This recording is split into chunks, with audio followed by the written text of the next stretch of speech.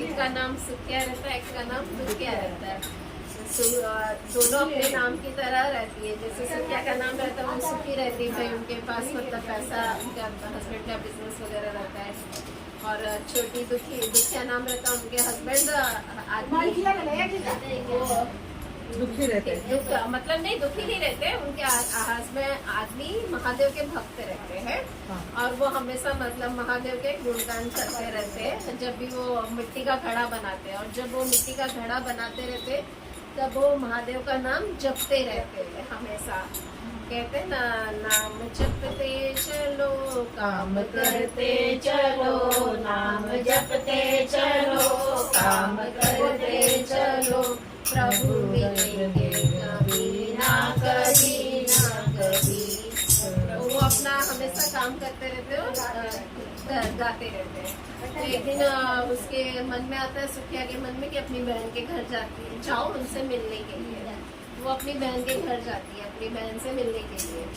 तो जब जाती है तो उससे तो कोई सुखिया को कोई इंटरेस्ट नहीं रहता है इसमें पूजा पाठ में ज़्यादा। लेकिन जो दुखिया रहती है वो भी अपने महादेव की भक्त रहती है और हर जगह वो शिव चर्चा में जाती है, आती है और भजन कीर्तन सब कुछ करती है। तो वो उसे भी अपने साथ लेकर जाती है।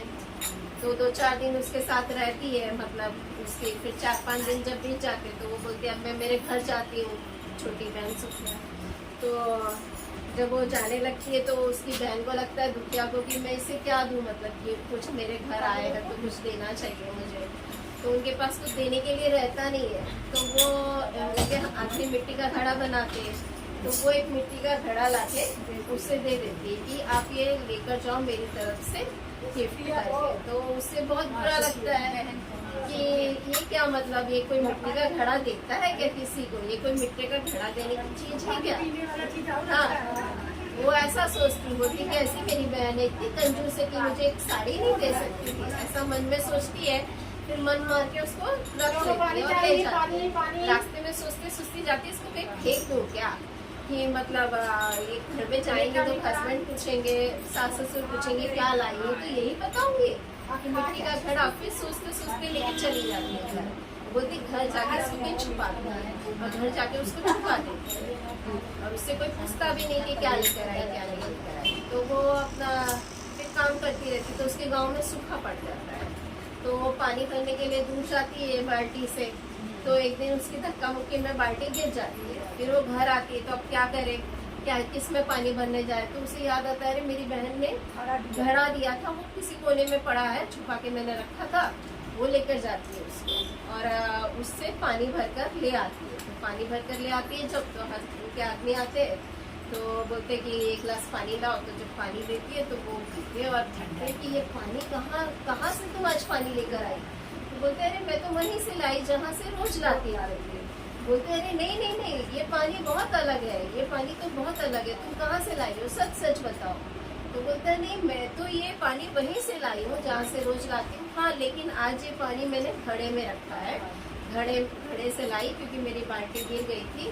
फिर तुम्हें घड़ा कहाँ से मिला। तो बोले ये घड़ा मेरी बहन के घर जब गए थे तो हमारे जीजा यही बनाते हैं तो उन्होंने हमें गिफ्ट दिया था। तो बोलती तुम्हारी बहन ने तो तुम्हें बहुत अच्छा गिफ्ट दिया है।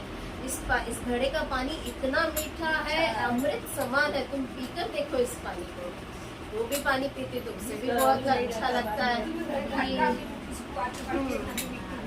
अमृत समान पानी उसे भी लगता है। फिर वो खाना बनाने लगती। तो जैसे वो खाना बनाती पूरे गांव में उसके खाने की खुशबू फैलती है। लोग आते हैं भाई कहाँ इतना अच्छा खाना क्या बन रहा है करके। तो बोले हम तो दाल चावल ही बना रहे हैं जो रोज बनाते। बोले नहीं आपके घर अलग ही खुशबू आ रही है इस खाने की। तो सबको बोलते हमें भी खाना है, प्रसाद स्वरूप हमें भी दे दीजिए थोड़ा।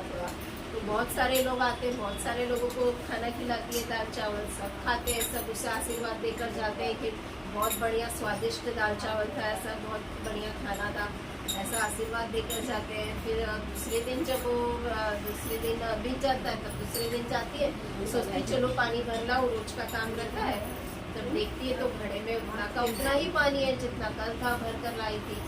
तब वो सोचती रहती, तब से उसकी बहन जो जिस दुखिया के घर वो गई रहती है, उनको ऐसा लगता है कि आई थी तो थोड़ा जब 4-5 दिन रहते तो अटैचमेंट हो जाता है जैसे, तो बोली मुझे याद आ रही है, तो वो जाती है कि मैं मिलकर आती हूँ। ऐसे वो आ जाती है तो वो देखती है तो रोने लगती है, मतलब अपनी बहन को देखते ही सुखिया रोने लगती है उनको देख के।